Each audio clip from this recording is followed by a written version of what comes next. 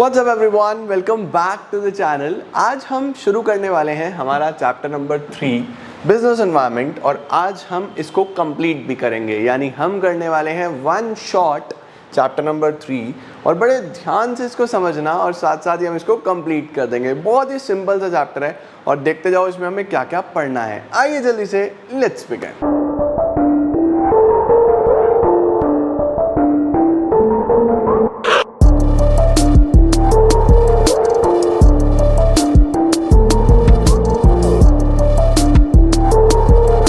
आइए जी शुरू करते हैं हम लोग बिल्कुल स्टार्टिंग से।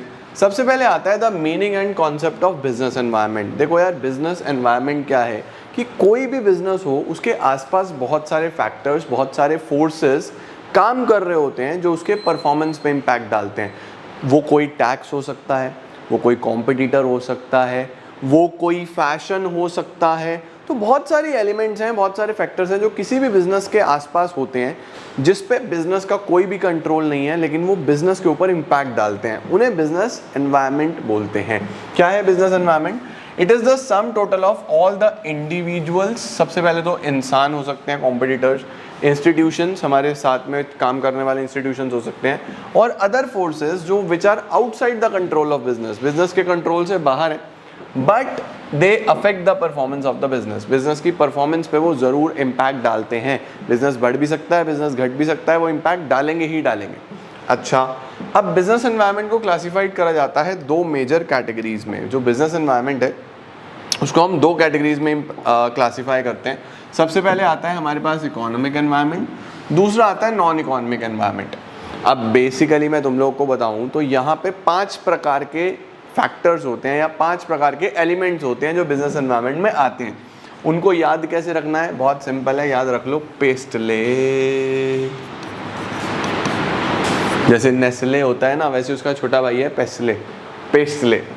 पी का मतलब होता है आपके पास पॉलिटिकल, ई का मतलब होता है आपके पास इकोनॉमिक, एस का मतलब होता है आपके पास सोशल, टी का मतलब होता है आपके पास टेक्नोलॉजिकल, और एल ई यानी कि लीगल। तो बेसिकली 5 आपके एलिमेंट्स होते हैं, या जो बिजनेस एनवायरनमेंट है वो 5 पार्ट्स में डिवाइडेड होता है, जिसमें 4 नॉन इकोनॉमिक हो गए और 1 इकोनॉमिक हो गया। पेस्टलेस की मेमोरी टेक्निक है पॉलिटिकल, इकोनॉमिक, सोशल, टेक्नोलॉजिकल और लीगल। ठीक है, इन सबको अभी हम डिटेल में पढ़ने वाले हैं, यहाँ से आपको पढ़ने की ज़रूरत नहीं है। ठीक है, अब आता है कि बिजनेस एनवायरनमेंट के क्या कैरेक्टरिस्टिक्स हैं। सबसे पहले it is the totality of all the forces, कि बिजनेस के बाहर जितने भी फैक्टर्स हैं, जितने भी फोर्सेस हैं, उन सब का टोटल कर दो तो बिजनेस एनवायरनमेंट बनता है। Number 2, specific and general forces. कुछ ऐसी फोर्सेस होती हैं जो सिर्फ आप ही को इम्पैक्ट डालती है। जैसे मेरा कॉम्पिटिटर, मेरी मिठाई की दुकान है, मेरे बराबर में किसी और ने मिठाई की दुकान और खोल ली, तो वो सिर्फ मुझे इम्पैक्ट डाल रहा है, वो एक स्पेसिफिक फोर्स है। लेकिन अगर गवर्नमेंट ने मिठाई के ऊपर जीएसटी लगा दिया और वो भी बहुत ज़्यादा लगा दिया, मिठाई महंगी हो गई, तो सब पे लगा दिया, वो एक जनरल फोर्स है। तो जो फोर्सेस हैं वो 2 प्रकार की हो सकती है, स्पेसिफिक जो सिर्फ आप पे इम्पैक्ट डाले, जनरल जो सभी पे इम्पैक्ट डाले। तो specific forces affect the working directly and can be controlled by the business, whereas general forces consist of external forces which can not be controlled. Number 3, inter relatedness. Inter relatedness का मतलब होता है कि business environment में जितने भी factors हैं वो सब एक दूसरे से रिलेटेड है। लाइक फॉर एग्जांपल हमने बोला कि लोगों के अंदर हेल्थ अवेयरनेस आया। अब अगर लोगों में हेल्थ अवेयरनेस आ रहा है तो वहाँ से फिटनेस सेंटर्स का काम बढ़ेगा, वहाँ से जूस की जिनका बिजनेस है उनका काम बढ़ने वाला है, योगा मैट, स्पोर्ट्स इक्विपमेंट्स का काम बढ़ने वाला है, स्टेडियम्स के अंदर मेंबरशिप्स का काम बढ़ने वाला है। तो बहुत सारे एलिमेंट्स हैं जिनका काम बढ़ेगा। फास्ट फूड का काम कम होगा, कुछ ऐसी चीज़ें जो हेल्थ को नुकसान देती हैं उनका काम कम होगा। तो ये सब एक दूसरे के साथ इंटर रिलेटेड और इंटर डिपेंडेंट होते हैं। ठीक है, नेक्स्ट आता है डायनामिक नेचर। जो बिजनेस एनवायरनमेंट है वो डायनामिक होता है, इट कीप्स ऑन चेंजिंग, बदलता रहता है। आज से 10 साल पहले जिस तरीके से लोग बिजनेस करते थे, उससे 10 साल पहले किसी और तरीके से करते थे, आज किसी और तरीके से करते हैं, आने वाले 10 साल बाद कुछ और तरीके से करेंगे। तो business environment is dynamic, it keeps on changing, daily up down up down up down होता है भाई ये तो। इसके बाद अनसर्टेनिटी। अब चेंज तो हो रहा है, उसके साथ साथ फ्यूचर में होने क्या वाला है वो बहुत अनसर्टेन है, पता नहीं है किसी को। हाँ, ये पता है कि वो डायनामिक है, चेंज होगा, लेकिन पॉजिटिव होगा, नेगेटिव होगा, मेरे लिए प्लस होगा, मेरे लिए माइनस होगा, मुझे फ़ायदा देगा, नुकसान देगा, बहुत फ़ायदा देगा, बहुत नुकसान देगा, क्या होगा? It is uncertain. कुछ नहीं पता क्या हो सकता है। Business environment is largely uncertain as it is difficult to predict. ठीक है, कॉम्प्लेक्सिटी, कॉम्प्लेक्स का मतलब है इसको समझ पाना भी बहुत मुश्किल है। फ्यूचर में कोई भी चीज़, अब सपोज कोई नया टैक्स लॉ आया, अब वो टैक्स लॉ फ्यूचर में सक्सेसफुल होगा या नहीं होगा, आपको फ़ायदा देगा या नहीं देगा, आपके बेनिफिट के लिए रहेगा या नहीं रहेगा, इसको समझना इज़ अ कॉम्प्लेक्स प्रोसीजर। जो समझ जाता है वो बादशाह कहलाता है, उसका बिजनेस बड़ा हो जाता है बहुत जल्दी। तो बिजनेस एनवायरनमेंट को समझना is a complex procedure, it is not easy at all. उसके बाद क्या होता है, रिलेटिविटी। रिलेटिविटी क्या होता है, it is not necessary that any change affect all business in similar manner. ज़रूरी नहीं है कि कोई भी चेंज आएगा तो हर बिजनेस को एक ही तरीके से इम्पैक्ट डालेगा। Therefore it is a special feature of environment that it affect different businesses differently. जैसे सपोज इंडिया में गर्मी का सीज़न आया, इंडिया में जब गर्मी का सीज़न आया तो इंडियन लोगों का जो ड्रेसिंग सेंस है वो अलग होगा। यूएस में जब गर्मी का सीज़न आएगा तो उनका कुछ अलग ही होगा। वेस्ट इंडीज़ में कुछ अलग ही होगा। अगर तुम क्रिकेट मैच देखते हो तो देखो इंडिया के लोग क्रिकेट मैच गर्मी में कैसे बैठ के देखते हैं, यूएस वाले या तुम ऑस्ट्रेलिया वाले देख लो कैसे बैठ के देखते हैं, वेस्ट इंडीज़ वाले तुम सर्च करके देखना यूट्यूब पे, तुम्हें डिफरेंस समझ में आएगा कि गर्मी तीनों जगह हो रही है लेकिन इम्पैक्ट गर्मी का अलग अलग आ रहा है हर जगह पे। इसको बोलते हैं रिलेटिविटी। हर चीज़ एज पर एनवायरनमेंट, एज पर प्लेस अलग अलग इम्पैक्ट डालता है। ठीक है, अब हम लोग पढ़ते हैं importance of business environment. Business environment की अंडरस्टैंडिंग क्यों इंपॉर्टेंट है, why it is very important to understand business environment. जो इसको ना समझा वो पीछे रह गया और जो समझ गया वो सबसे आगे निकल गया। सबसे पहले आता है, it enables the firm to identify business opportunities. जो बिजनेस एनवायरनमेंट को अच्छे से पढ़ लेता है वो बिजनेस अपॉर्चुनिटी को आसानी से आइडेंटिफाई कर पाता है and getting the first mover advantage. इसमें तुम लोग ये देख लो कि तुम छोटी कार्स का सेगमेंट ले लो, जैसे नैनो है। ठीक है, अब नैनो में जो रतन टाटा हैं उन्होंने बड़ी जल्दी उस अपॉर्चुनिटी को आइडेंटिफाई करा। उन्हें लगा यार इस सेगमेंट में यूजुअली इंडियन फैमिलीज़ में 4 लोग एक घर में हैं। अब उनका बजट अगर बहुत ज़्यादा नहीं है और वो 1 लाख रुपए तक की गाड़ी खरीदना चाहते हैं कि बारिश आंधी तूफान कहीं जाना चाहते हैं तो नहीं जा सकते, जाना चाहते हैं तो उन्हें लगा यार ये बिजनेस अपॉर्चुनिटी होगी। तो उन्होंने इस तरीके की एक गाड़ी डिज़ाइन करी। ऑल्दो इंडियंस ने वो बिल्कुल फ्लॉप करवा दी, बट वो एक आइडिया बहुत अच्छा था। अगर उसको ध्यान से समझा जाए और डिज़ाइन करा जाए और चीज़ें देखी जाए तो बहुत अच्छा बिजनेस हो सकता है। तो उन्होंने एक बिजनेस अपॉर्चुनिटी आइडेंटिफाई करी और फर्स्ट मूवर एडवांटेज लेने की कोशिश करी कि मैं सबसे आगे बढ़ता हूँ। इन केस वो बढ़ जाते तो आज सबसे पहले वो होते और उनके पीछे पीछे पीछे पीछे और लोग गाड़ियाँ बना रहे होते। व्हाट्सएप को यही तो है, इतने सारे मैसेजिंग ऐप्स आए लेकिन WhatsApp is still the king. क्यों? क्योंकि सबसे पहले बिजनेस अपॉर्चुनिटी आइडेंटिफाई करी और फर्स्ट मूवर एडवांटेज लिया। नंबर 2 क्या होता है, it helps the firm to identify threats. अगर आप बिजनेस एनवायरनमेंट को स्कैन कर लेते हो, अच्छे से समझ लेते हो, तो आप पहचान सकते हो कि कौन आपके लिए थ्रेट हो सकता है, कौन आपके लिए प्रॉब्लम क्रिएट कर सकता है। और वो आपको एक पहले से ही सिग्नल दिख जाएगा कि यार ये इंसान आपके लिए थ्रेट है और इस सिग्नल को पकड़ो, ये आगे निकल रहा है, इसको पकड़ने से रोको, आगे बढ़ने से रोक दो इसे। तो अगर आप बिजनेस एनवायरनमेंट अच्छे से स्कैन कर लेते हो तो एक तो ये आपको थ्रेट आइडेंटिफाई करने में मदद करता है कि आपका कॉम्पिटिटर या आपका कोई और पर्सन जो आपके लिए थ्रेट हो सकता है, और अर्ली वार्निंग सिग्नल आपको दे देता है। नेक्स्ट क्या होता है, helps in tapping useful resources. एक बिजनेस फर्म को रिसोर्सेज जैसे capital, labour, machine, equipment, material, ये सब बिजनेस एनवायरनमेंट से मिलते हैं। तो जो बिजनेस एनवायरनमेंट को अच्छे से पढ़ लेगा वो जल्दी से सारी चीज़ें उठा लेगा, जो नहीं समझ पाएगा वो पीछे रह जाएगा। इसके बाद it helps in coping with rapid changes. देखो बिजनेस एनवायरनमेंट तो डे टू डे के साथ चेंज हो रहा है, रोज़ बदल रहा है, रोज़ डेली कुछ ना कुछ चेंज हो रहा है। अब आप डिजिटल पेमेंट्स को ही ले लो, अब हर दुकान पे लगभग पेटीएम, गूगल पे, फ़ोन पे ये पहुंच गए हैं। जहां नहीं पहुंच पा रहे उनके बिजनेसेस पे इम्पैक्ट आ रहा है। तो खुद को बिजनेस एनवायरनमेंट के साथ बदलना पड़ता है ना। तो स्टडी ऑफ बिजनेस एनवायरनमेंट आपको मदद करता है to get yourself changed with the rapid changes. जो बदलाव हो रहे हैं उसके बाद खुद को बदलो। Business environment is increasing dynamic characteristics by turbulent market conditions, fast changing technology, division of markets, changing fashions, competitions, etc. It helps in assisting in planning and policy formulation. जो business environment है, अगर आप उसको समझ लेते हो तो आप वहाँ से नई पॉलिसी बना सकते हो, नई चीज़ें बना सकते हो, आपको फॉर्मुलेट करने में मदद करता है, प्लानिंग करने में। अगर हमने बिजनेस एनवायरनमेंट को अच्छे से समझा तो हमें बहुत अच्छे से पता है कौन हमारे लिए थ्रेट हो सकता है, कौन हमारे लिए प्रॉब्लम क्रिएट कर सकता है। तो in that scenario it will help us in doing the planning for future as well as in policy formulation. तो क्या लिखा है, since environment is a source of both opportunities as a threats, it analysis can be the basis for future course of action. Next आता है, it helps in improving the overall performance of the business. जो आपका business environment की study है, अगर आप अच्छे से करते हो तो आप अपने डेंजर्स से बच सकते हो, आप कॉम्पिटिटर से आगे निकल सकते हो, आप फर्स्ट मूवर एडवांटेज ले सकते हो, आप बहुत सारे अननेसेसरी होने वाले लॉसेस से बच सकते हो।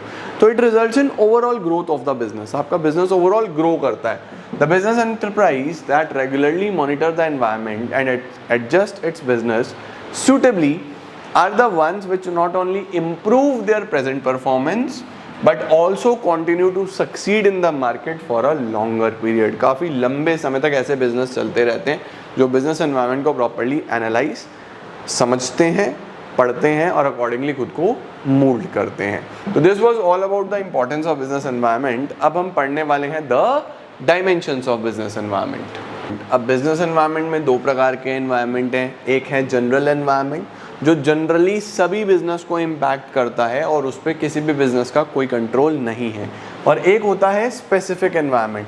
स्पेसिफिक एनवायरनमेंट में डायरेक्टली इन्फ्लुएंस करा जाता है working of a business enterprise. जैसे कि एक कस्टमर, अब सपोज किसी बिजनेस की किसी कस्टमर के साथ फाइट हो गई, तो वो कस्टमर उसी बिजनेस को गाली देगा, सबको गाली नहीं देगा। वो एक स्पेसिफिक फैक्टर है।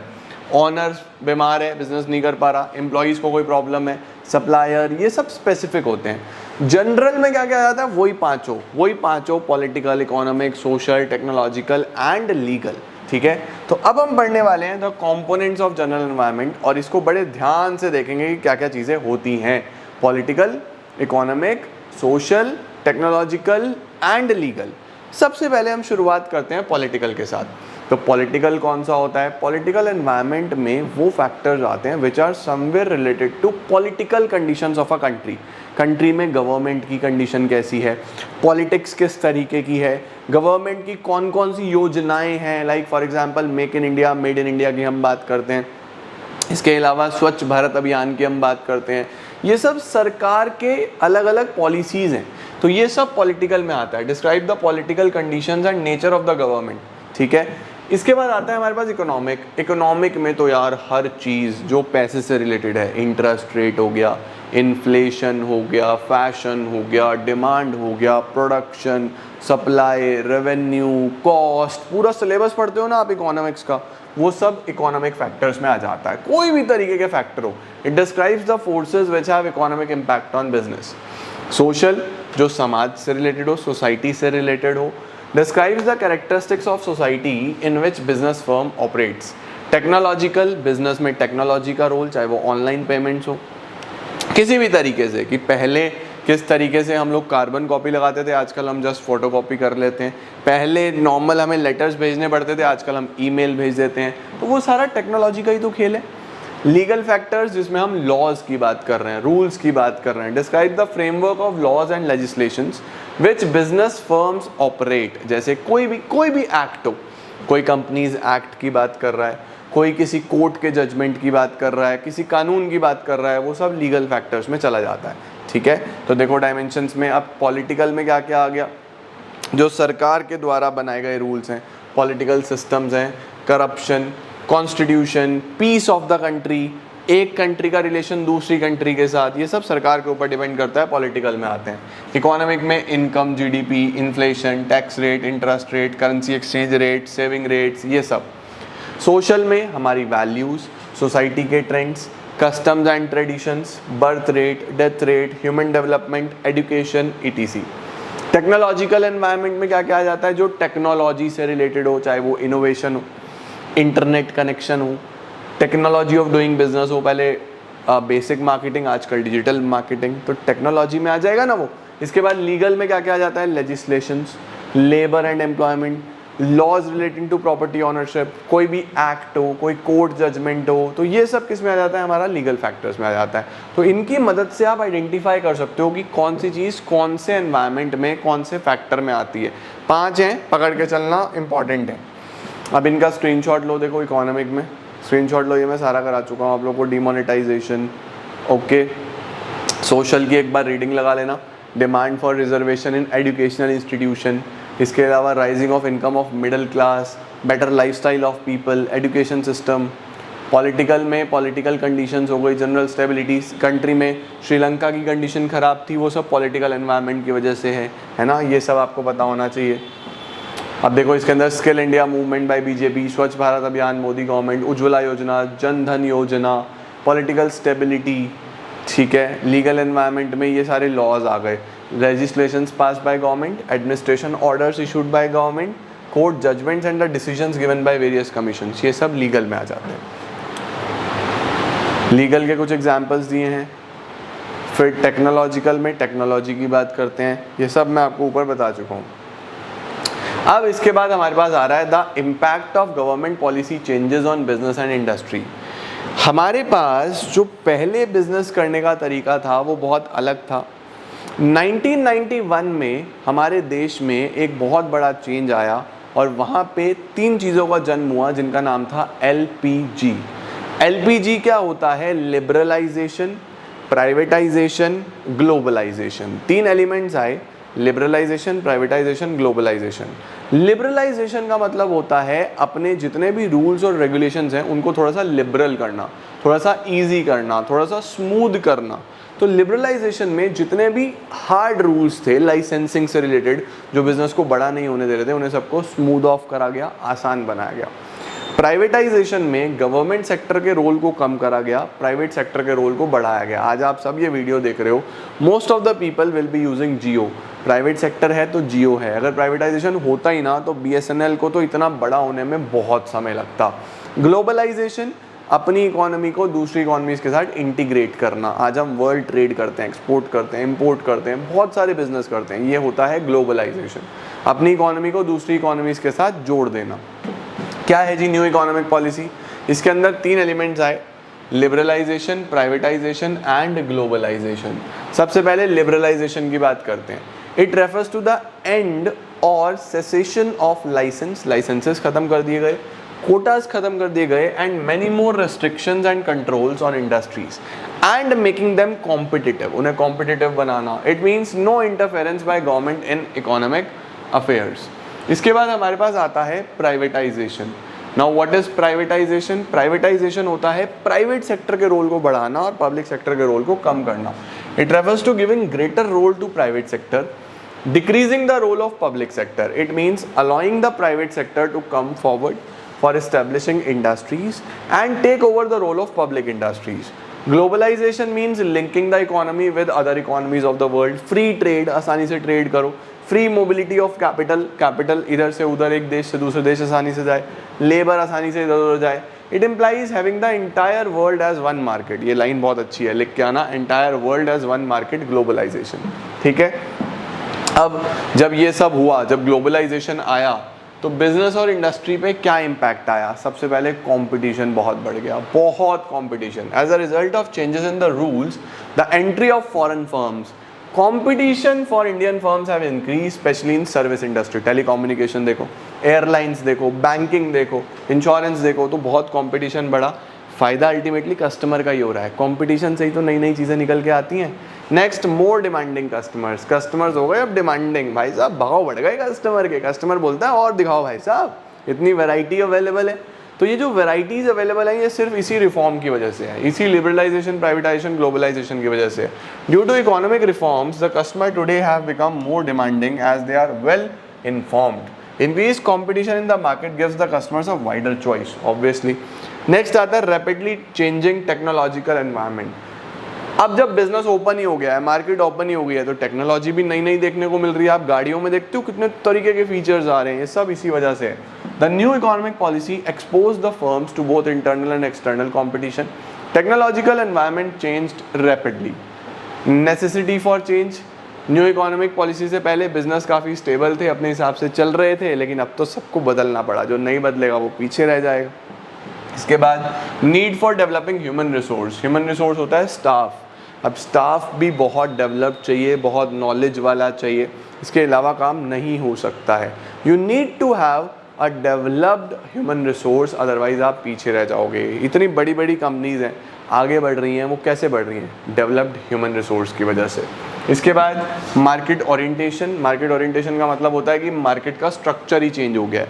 पहले चल रहा था सेलिंग कॉन्सेप्ट, कुछ भी बना दो बिकेगा, लेकिन न्यू इकोनॉमिक पॉलिसी के बाद, एलपीजी के बाद ऐसा नहीं है कि कुछ भी बना दो बिकेगा। अब क्या है? वो बनाओ जो कस्टमर चाहता है। पहले क्या था? कुछ भी बनाओ और बेचो। अब है कुछ भी नहीं, वो बनाओ जो कस्टमर को चाहिए। तो पहले सेलर किंग होता था, आज कस्टमर किंग है मार्केट का।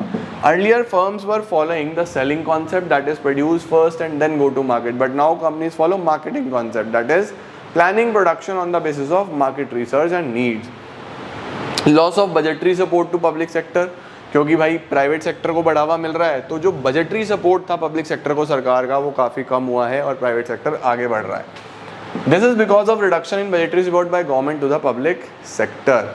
अब मैनेजरियल रिस्पॉन्स क्या आ रहा है? जब बिजनेस एनवायरनमेंट चेंज हो रहा है तो उससे लोगों के मैनेजमेंट पे क्या फ़र्क पड़ रहा है? ये आसान है, डाइवर्सिफिकेशन हो रहा है। डाइवर्सिफिकेशन का मतलब बहुत सारे प्रोडक्ट्स आपको देखने को मिल रहे हैं, नई नई वेराइटी, नए नए प्रोडक्ट्स, नए नए रेंज आपको देखने को मिल रहे हैं। Some successful Indian companies have diversified into new range of products, they have entered into new segment of market, different range of products. Joint ventures, collaborations देखने को मिल रहे हैं। बिजनेस मिल के बहुत बड़े बड़े बिजनेसेस कर रहे हैं, जैसे हमें हीरो होंडा देखने को मिला, हीरो होंडा, मारुति और सुजुकी देखने को मिला, वोडाफोन आइडिया आजकल देखने को मिल रहा है।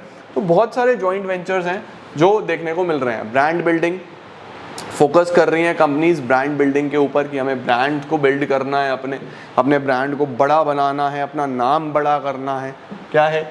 It is necessary to build brand loyalty among the customers, as once the brand name is established, it becomes easy to capture the new market. Use of latest technology, नई नई technologies use कर रहे हैं।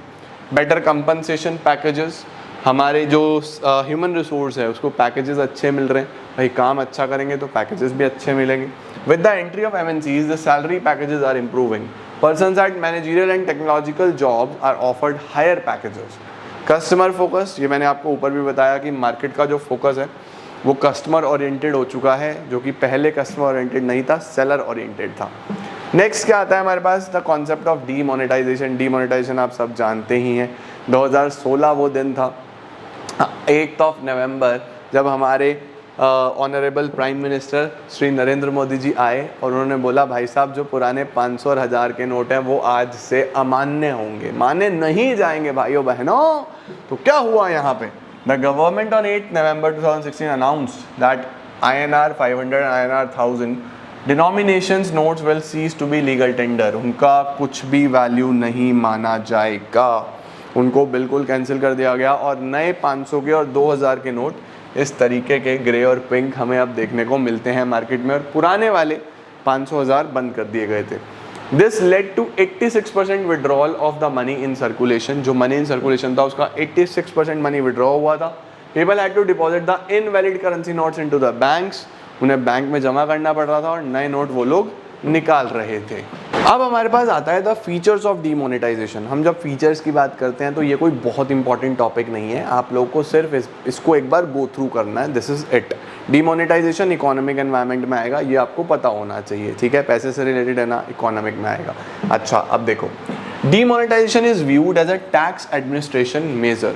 Demonetisation को कैसे लिया गया था? एक टैक्स एडमिनिस्ट्रेशन, कि हम लोग टैक्स का सिस्टम सही करेंगे, जो ब्लैक मनी सर्कुलेशन में है उसको बंद करेंगे और सारा टैक्स को एडमिनिस्ट्रेट करके चलेंगे, प्रॉपर वे में हम लेके आएंगे, एक सिस्टम बनाएंगे। तो क्या लिखा है? By stopping circulation of old notes people will have to bring black money to banks for exchange and pay tax and penalties on such money. इसके बाद चैनलाइजिंग सेविंग्स, जो लोगों की सेविंग्स हैं, it also led to channelizing the savings into formal financial system. जो घर में पैसा सेव करा हुआ था उसको बैंक्स में लेके आए, एक सिस्टमैटिक वे में कन्वर्ट करा गया। Non tolerance of tax evasion, इसको एक ऐसा मेजर देखा गया कि टैक्स की चोरी अब नहीं चलेगी, जो कि मैं ये समझता हूँ कि एक सोच अच्छी थी बट इम्प्लीमेंटेशन बहुत अच्छा नहीं हो पाया। Digital cash light economy. Digital cash को प्रमोट करना गवर्नमेंट का एक मोटिव था, जो कि एक बहुत अच्छा मोटिव है। और digital cash is a very good thing. आपकी चोरी चकारी से बच्चों कोई पॉकेट नहीं मार सकता, कुछ नहीं कर सकता। और डिजिटल कैश एक अच्छी चीज़ है। हमारा कंट्री इस चीज़ की तरफ बढ़ रहा है और काफ़ी अच्छा इवॉल्व भी कर रहा है। No doubt demonetization is to create a less cash और cash light economy that is channelizing more savings through financial system and also improving tax compliance. अब हम देखने वाले हैं कि डीमोनेटाइजेशन का इम्पैक्ट क्या आया है। What was the impact of demonetisation. तो इसको एक बार आप रीड लगा देना, ये तो कुछ नहीं है, इसे छोड़ देना। सिर्फ आप ये देख लेना कि मनी पे क्या फ़र्क आया। कैश ट्रांजेक्शन्स कम हुई हैं, बैंक डिपॉजिट्स बढ़ी हैं, सेविंग्स बढ़ी हैं। प्राइवेट वेल्थ की बात करें तो कम हो गई है, क्योंकि नोट सारे के सारे क्या हो गए थे, बैंक में जमा हुए थे। उसके बाद क्या होता है, पब्लिक सेक्टर की जो वेल्थ है उस पर कोई फ़र्क नहीं पड़ा। डिजिटलाइजेशन से डिजिटल ट्रांजैक्शंस बढ़ी हैं, नए यूज़र्स बहुत ज़्यादा बढ़े हैं। रियल एस्टेट की बात करें तो प्राइजेस घटे हैं, ऐसा डेटा बोल रहा है। इसके बाद टैक्स कलेक्शन की अगर हम बात करें तो टैक्स कलेक्शन तो ऑब्वियस सी बात है कि भाई बहुत ज़्यादा बढ़ा है। ठीक है, एडवांटेजेस और डिसएडवांटेजेस क्या हैं जी डीमोनेटाइजेशन के अगर देखा जाए तो ये एक बेसिक टॉपिक है। Advantages, illegal activities, black money, terrorist funding, smuggling पे एक चोट दी गई थी डीमोनेटाइजेशन से। Helps in getting face currency out of the circulation. जो हमारे पास फेक करेंसी थी, फेक करेंसी का मतलब हमारे पास जो डुप्लीकेट नोट्स थे वो बाहर कर दिए गए सर्कुलेशन से। एनकरेज डिजिटल पेमेंट्स को बढ़ाया गया। महंगाई को रोकने की कोशिश करी गई और जीडीपी पे इसका एक पॉजिटिव इम्पैक्ट माना जाता है कि आएगा लॉन्ग रन में। अब वो लॉन्ग रन किस तरीके से आएगा वो देखने वाली चीज़ है। डिसएडवांटेजेस की बात करें तो लोगों को बहुत इनकन्वीनियंस हुई, लाइनों में लगा पड़ा, कई लोग बीमार भी हुए। इसके बाद इनसिक्योरिटी आई फॉरेन इन्वेस्टर्स के दिमाग में कि यार ये तो कभी भी बंद कर सकते हैं, तो कैसे चलेगा, हमारे फॉरेन इन्वेस्टमेंट्स पे काफ़ी इम्पैक्ट आया। एडिशनल कॉस्ट आए बैंक्स को, क्योंकि एटीएम का सारा सिस्टम चेंज करना पड़ा था। भाई 2000 का नोट एक अलग ही साइज़ का था, अब पहले वाली एटीएम मशीन्स अलग थी, तो बैंक्स के काफ़ी खर्चे बढ़े थे। ट्रेड काफ़ी ज़्यादा इम्पैक्ट आया था, डिसरप्ट हो गया था सारा का सारा ट्रेड। और टूरिस्ट के माइंड में भी एक थ्रेट था कि यार पता नहीं करेंसी चलेगी नहीं चलेगी, क्या हो रहा है, तो उसने टूरिज्म सेक्टर को भी बहुत बुरे तरीके से इम्पैक्ट किया था। तो हर चीज़ के पॉजिटिव्स भी होते हैं, हर चीज़ के नेगेटिव्स भी होते हैं, सबका अपना अपना माइंडसेट होता है। हमें एक जनरल सेंस में लिख के आने हैं, पॉजिटिव्स भी और नेगेटिव्स भी। ऑल्दो ये कोई बहुत इंपॉर्टेंट टॉपिक नहीं है, बट फिर भी पार्ट ऑफ सब सिलेबस है तो हम लोग पढ़ रहे हैं। तो चैप्टर में हम लोगों ने क्या क्या पढ़ा है, चैप्टर में हम लोगों ने पढ़ा है बेटा जी, एक तो सबसे पहले the meaning of business environment, features, importance, components, impact हो गया, मैनेजरियल रिस्पॉन्स हो गया, डीमोनेटाइजेशन हो गया। जो सबसे इंपॉर्टेंट चीज़ है जहाँ से क्वेश्चन आएगा वो आपके पास है द बेसिक जो फैक्टर्स हैं, जो हमारे पास फैक्टर्स हैं, कौन कौन से फैक्टर्स हैं हमारे पास यहाँ पे, पेस्टले, पॉलिटिकल, इकोनॉमिक, सोशल, टेक्नोलॉजिकल और लीगल। ये पांचों फैक्टर्स जो हैं ये बड़े ध्यान से देखने हैं। इकोनॉमिक और नॉन इकोनॉमिक, इन्हें बहुत ध्यान से पढ़ना, यहाँ से पक्का क्वेश्चन बनता है। इस चैप्टर से ज़्यादा सवाल बाहर से नहीं आएंगे, तो इतना तैयार करो। This is done. हमने पूरा चैप्टर नंबर 3 तैयार करा है। मुझे पूरी उम्मीद है आपको समझ आया होगा और आपने अच्छे से पढ़ भी लिया होगा। Still if you are feeling any problem in this, just let me know in comment section. और मिलता हूँ मैं आपको नई वीडियो में एक नए चैप्टर के साथ और फिर उसको आगे लेके चलेंगे। Thank you so much everyone, I am gonna see you all super soon. Till then keep growing and keep glowing.